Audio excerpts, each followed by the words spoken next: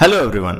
2 अप्रैल से यूएसए का reciprocal tariff Indian market को हिट करने जा रहा है। ऐसे में हमारे मार्केट के ऊपर कितना इम्पैक्ट होगा, क्या होगा? अभी तक जो भी चीज़ें थी, financial year ending, tax harvesting, वो सब चीज़ें ख़त्म हो चुकी है। अभी रेसिप्रोकल टैरिफ हॉट टॉपिक है मार्केट के लिए। तो आज के इस वीकली लर्निंग वीडियो में ट्रंप की टैरिफ और ट्रेड वार को मैं डिकोड करने वाला हूं। Welcome to my YouTube channel think for tomorrow. Please subscribe it is very important for me. Video बहुत छोटा होगा और बस काम की चीज़ें होगी जो हमें और आपको जाननी चाहिए। So first of all, reciprocal tariff क्या होता है? रेसिप्रोकल टैरिफ का आप ऐसे समझिए, मोटा मोटा लैंग्वेज में, एक टैक्स है जो कि दो नेशन एक दूसरे के ऊपर सेम रेट से दूसरे के एक्सपोर्ट पर लगाते हैं, जो अपने यहाँ इंपोर्ट करते हैं। फॉर एग्जांपल, अगर इंडिया यूएसए से कोई अल्कोहल खरीदता है तो अगर उस अल्कोहल पे ये 10% टैक्स लगाते हैं तो यूएसए भी आगे से उस पर 10% ही टैक्स लगाएगा, ना कम ना ज़्यादा। ये है। तो ये चीज़ें सही चल रही थी, बट बीच में टैक्स की और ये रेसिप्रोकल टैरिफ की बात आई कहाँ से? तो इसका शुरुआत होता है इस बार के यूएसए इलेक्शन से। तो बेसिकली ट्रंप जो चुनाव जीत कर आए हैं वो 2 मुद्दों पर आए हैं कि इलीगल माइग्रेंट और डेप्ट रिपेमेंट। तो जो कंट्री अपने माइग्रेंट को एक्सेप्ट नहीं कर रहे हैं, जो उनके सिटीजन्स को वापस बैक नहीं ले रहे हैं और जो इलीगल रूप से यूएसए में रह रहे थे, वहाँ पे टैरिफ लगाया जा रहा है। जहाँ पर यूएसए ट्रेड सरप्लस नहीं है, वहाँ पे टैरिफ लगाया जा रहा है। तो इन दोनों, यही 2 जड़ें हैं जिनके वजह से ये सारी बातें बीच में आई है।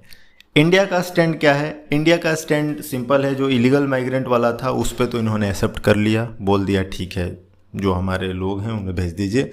और जो कि 2-3 जहाजें आई, जो काफ़ी न्यूज में बना था, वो आपको पता होगा। दूसरा चीज़ है ट्रेड सरप्लस, जो कि इंडिया एंजॉय कर रहा है लगभग $63 बिलियन के आसपास। तो इस पे अभी यूएसए का नज़र है और इसलिए इंडिया के ऊपर बात हो रही है रेसिप्रोकल टैरिफ का। अभी इंडिया वो ऐसी कौन सी चीज़ है जिस पे हाई टैरिफ लगाता है विथ रिस्पेक्ट टू यूएसए? तो बेसिकली इंडिया जो हाई टैरिफ लगाता है वो American alcohol, agriculture, automobile, CV, वो लगभग अभी कमी हो गया है, meat, dairy product, pharma, mobile electronics item. ये जो आइटम है 5-6 आइटम, इनके ऊपर इंडिया बहुत ज़्यादा टैरिफ लगाता है। कहीं पर 150%, कहीं पर 100%, और जो एवरेज इंडियन टैरिफ है वो लगभग 12 से 15% है। वहीं जो यूएसए का टैरिफ है वो इंडियन मेड आइटम पर बहुत ही कम है। अगर आप स्टील, एल्युमिनियम और टेक्सटाइल को छोड़ दो तो कोई ऐसा प्रोडक्ट नहीं, इंडियन प्रोडक्ट, जहाँ की यूएसए की तरफ से 10% से ज़्यादा टैरिफ लगाया जाता है। कुछ तो ऐसे प्रोडक्ट हैं जिन पे 0 टैक्स लगाया जाता है, जैसे फार्मा के हो गए, अल्कोहल के हो गए, और एवरेज टैरिफ जो है वो यूएसए का 3.6% है। और इन्हीं सब रीजन की वजह से इंडिया ट्रेड सरप्लस को एंजॉय कर रहा है और यहीं पे यूएसए अपना रेसिप्रोकल टैरिफ लेकर आ रहे हैं। तो क्वेश्चन ये है कि what happen to Indian market जब ये रेसिप्रोकल टैरिफ हिट करेगा? तो मैं ये क्लियर कर देना चाहता हूँ, मार्केट पे कोई इम्पैक्ट नहीं होगा, क्योंकि राइट विंग की सरकार है और बीजेपी गवर्नमेंट लगभग प्रो अमेरिकन मानी जाती है। तो लगभग चीज़ों को वो लोग एक्सेप्ट कर लेंगे। मेरे हिसाब से कोई दिक्कत होने वाला नहीं है। लेकिन हाँ, कुछ ऐसे सेक्टर ज़रूर हैं जो थोड़ा इम्पैक्ट होंगे, थोड़ा क्या कुछ ज़्यादा ही इम्पैक्ट होंगे।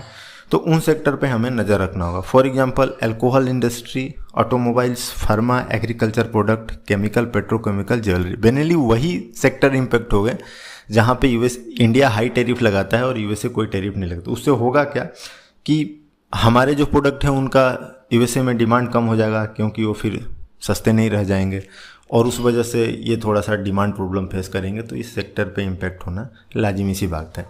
हाँ, कुछ ऐसे सेक्टर हैं जहाँ पे कोई इम्पैक्ट नहीं होगा। फॉर एग्जांपल, आपका स्टील, एल्युमिनियम, टेक्सटाइल, क्योंकि ऑलरेडी इन पर लगभग 25% का टैरिफ यूएसए लगाता है और सेम रेट लगभग इंडिया में भी है, तो यहाँ पे कोई इम्पैक्ट होगा नहीं।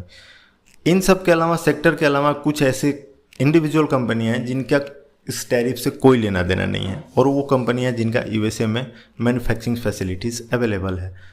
ऐसी बहुत सारी कंपनियां हैं जिनका लिस्ट मैंने अपने टेलीग्राम ग्रुप पे डाला है, और टेलीग्राम ग्रुप का चैनल का जो लिंक है वो मैंने डिस्क्रिप्शन में दे रखा है, आप जाकर वहाँ से एक्सेस कर सकते हो। इन कहानी के बाद भी अगर इंडियन मार्केट में कोई डीप आता है तो हमें क्या करना चाहिए? अगर कोई पैनिक थोड़ा सा क्रिएट होना चाहिए तो मेरा बात मान लो, आंख बंद करके इस डिप को बाई करना होगा। मोदी जी पे भरोसा रखिए, हम यूएसए जो बोलेगा वो करने को तैयार हो जाएंगे। और आज नहीं तो कल मार्केट रिकवर हो जाएगा। Thank you for watching this video. Have a happy investing and please share it with your friend, family और जो भी लोगों की रिक्वायरमेंट है।